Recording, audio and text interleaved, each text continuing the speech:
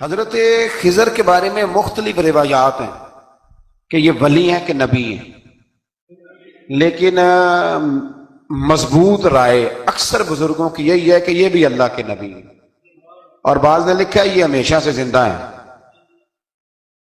یہ دو اللہ کے نبی حضرت الیاس علیہ السلام اور حضرت خضر علیہ السلام، یہ دونوں ہر سال حج میں بھی جاتے ہیں،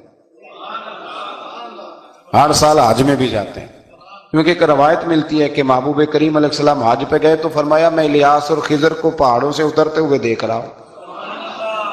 تو جن کو اللہ نے کھلی آنکھیں دی ہوتی ہیں پھر انہیں زیارت بھی ہوتی ہے، انہیں یہ نظر بھی آتے ہیں۔ حضرت خضر علیہ السلام کو اللہ نے علم لدنی عطا فرمایا۔ یہ علم لدنی اللہ جس کو اپنے پاس سے عطا کر دے اس کو علم لدنی کہتے ہیں۔ حضرت موسیٰ علیہ السلام ایک دن تقریر کرتے ہوئے کسی نے پوچھا کہ آپ سب سے بڑے عالم ہیں، فرمایا الحمدللہ۔ تو اللہ کریم نے فرمایا نہیں ہے موسیٰ کلیم آپ سے بڑے بڑے بھی ہیں، بڑے بڑے لوگ ہیں۔ ہمارے یہاں مسئلہ ہے پا نہ پڑی اور لوگ مناظرہ کرنے آتے ہیں، کئی دفعہ لوگ نا مسئلہ بتاتے ہیں تو میں کہتا ہوں جناب آپ نے بتا دیا کہ اب آپ نے حکم کرنا ہے، اب آپ نے حکم کرنا ہے۔ کبھی کبھی کچھ لوگ ایسی باتیں کرتے ہیں وہ جی آپ ایک بندے کا نام لیتے ہیں ذکر کرتے ہیں، تو میں نے کہا چلو ہم نے بھی کہیں کچھ پڑھا ہی ہوگا نا تبھی تو ذکر کرتے ہیں، لیکن جو آتے ہیں نا لوگ وہ مشورہ تمہارے دور میں ہے ہی نہیں، جس نے جو لائن پڑھ لی ہے وہ اس میں پکا ہو گیا، سارا نہیں نہ پڑھا، سارا پڑھے پھر بات سمجھ میں آتی ہے۔ حضرت موسیٰ کلیم اللہ کے نبی ہیں اور کیا بات ہے ان کی، اور یہ بھی اللہ کا فضل ہوا حضرت موسیٰ نے یہ بات کی تبھی تو ہمیں اتنی شاندار حکمتوں کے پھول ملے، یہ بھی حضرت موسیٰ کا ہی کمال ہے۔ تو حضرت موسیٰ نے کہا کہ اے اللہ وہ جو مجھ سے بڑا ہے عالم ہے وہ کہاں ملے گا جس سے میں حکمت کی بات سیکھوں؟ تو فرمایا جہاں مجمع البحرین ہے نا دو دریا ملتے ہیں وہاں وہ ملے گا۔ حضرت موسیٰ کلیم سے اللہ نے فرمایا کہ جاؤ جہاں دو دریا ملیں گے نا وہاں تمہیں وہ شخص ملے گا۔ تو یا اللہ میں کس طرح؟ فرمایا زادرہ ساتھ لے جاؤ کھانے پینے کا سامان۔ حضرت موسیٰ کلیم لے گئے، مچھلی بھی لے گئے۔ فرمایا یہ مچھلی جہاں تمہارے برتن سے نکل کے دریا میں داخل ہو وہاں دریا میں شگاف پڑ جائے گا، وہاں وہ تمہیں شخص ملے گا۔ حضرت موسیٰ نے اپنے خادم حضرت یوشع بن نون علیہ السلام کو بھی ساتھ لیا۔ یہ بعد میں حضرت موسیٰ علیہ السلام کے جانشین ہوئے۔ یہ دونوں سفر پہ نکل گئے، ایک جگہ پہ پہنچے جہاں پہاڑ تھا ساتھ دریا بھی تھا، اس کے نیچے آرام کرنے لگے۔ حضرت موسیٰ کلیم سو گئے تو یوشع بن نون علیہ السلام موجود تھے، مچھلی جھٹ سے نکلی دریا میں داخل ہو گئی، وہاں راستہ بھی بن گیا۔ اب اٹھے حضرت موسیٰ کلیم، جب اٹھے تو فرمایا چلو چلیں، تھوڑا آگے جا کے فرمایا بھوک لگ رہی ہے کھانا تو نکالو۔ انہیں یاد آیا، کہنے لگے حضور مچھلی تو دریا میں چلی گئی تھی۔ فرمایا تو نے بتایا ہی نہیں، وہی تو ہماری منزل تھی جہاں مچھلی دریا میں گئی۔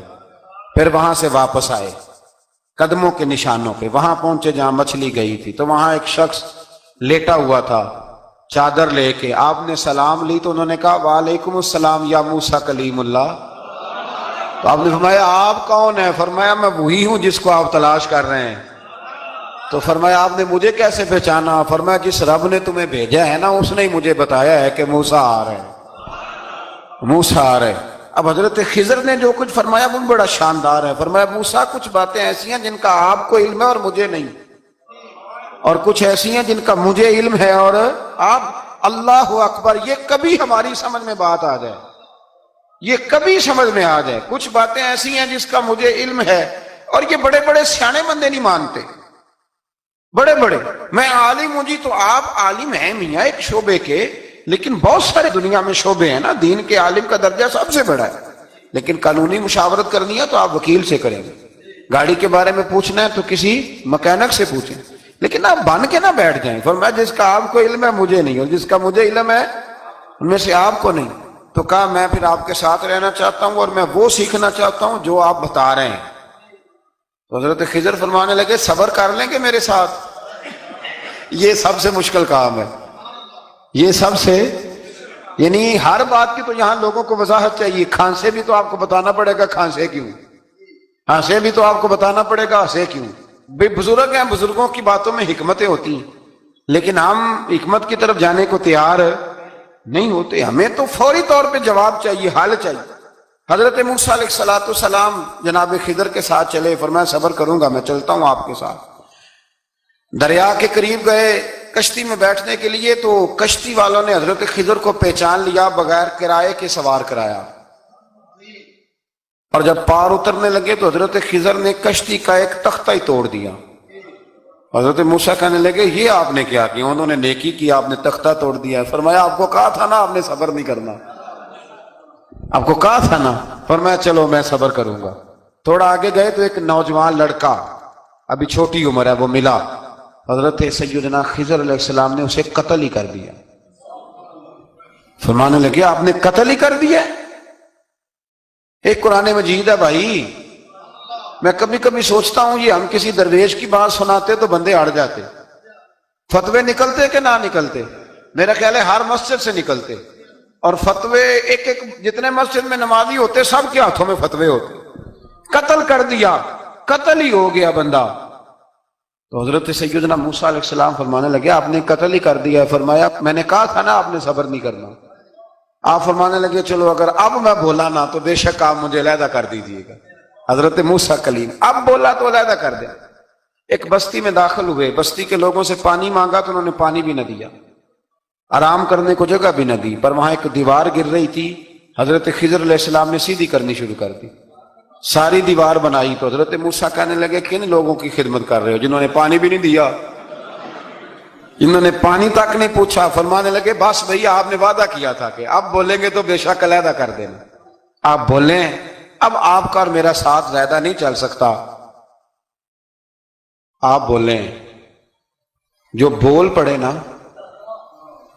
غلامی کرے تو رستے لمبے چلتے ہیں، اور جو بولے نا جس کو وضاحت چاہیے ہو وہ غلام نہیں ہوتا، اس کے ساتھ پھر باتیں لمبی۔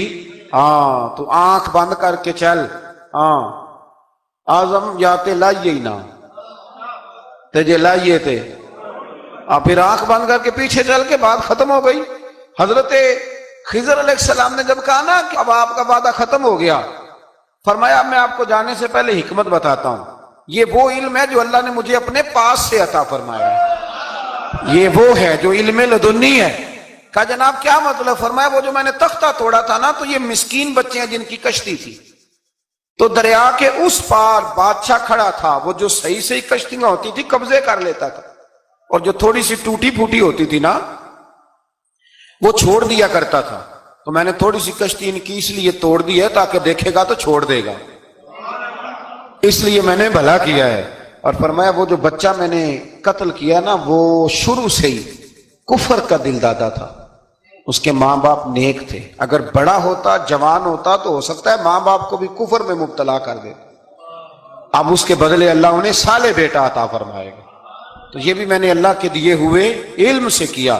اور فرمایا یہ جو دیوار میں نے نبی ہو کے یا ولی ہو کے مزدوری کر کے دیوار بنائی ہے نا، اللہ اکبر، فرمایا یہ دیوار عام لوگوں کی نہیں، یہ یتیم بچوں کا خزانہ ہے دیوار کے نیچے، یہ گر جاتی تو خزانہ ظاہر ہو جاتا، اور بچائی اس لیے ہے کہ وَكَانَ أَبُوهُمَا صَالِحًا، ان بچوں کا باپ نیک آدمی تھا، ان کا باپ۔